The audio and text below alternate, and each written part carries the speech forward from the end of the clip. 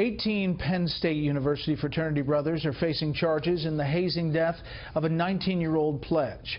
Correspondent Brian Yennis has the tragic details from Pennsylvania. One by one, Penn State University fraternity members walked into a Pennsylvania courtroom Monday for a preliminary hearing where for the first time they watched surveillance video from 12 cameras inside their Beta Theta Pi frat house showing what prosecutors call a hazing ceremony that ultimately killed 19-year-old sophomore Timothy Piazza. Prosecutors played 3 hours of edited video from the night of February 2nd showing Piazza and 13 other fraternity pledges running through a speed drinking game called the Gauntlet. As the video played inside the courtroom, Detective Davis Shikatano narrated Piazza's final moments. Frat brothers are seen allegedly drilling him to chug alcohol.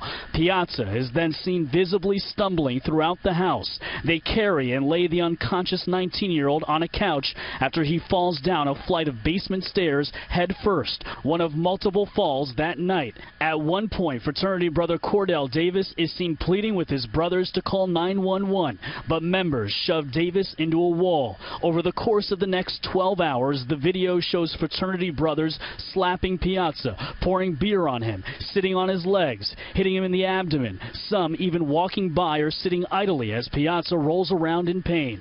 Detective Shikatano saying, quote, "He looked dead. He looked like a corpse." Police are called the morning of February 3rd. We have a friend who is unconscious. He hasn't moved. He's probably in an ambulance. Piazza died in the hospital on February 4th from a traumatic brain injury and a shattered spleen. Prosecutors believe he could have survived had authorities been called sooner. Today, the parents sat in the front row. Timothy's father cried as prosecutors showed photos of his injured son on a hospital bed. As expected, both parents left the courtroom just before the video played.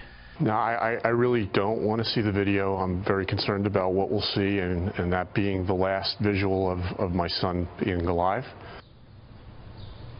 The preliminary hearing continues behind me. If this does go to trial, 8 of the fraternity members face the most serious of charges, aggravated assault punishable by up to 20 years in prison. The other 10 face lesser charges like tampering with evidence. Brett? Brian, thank you.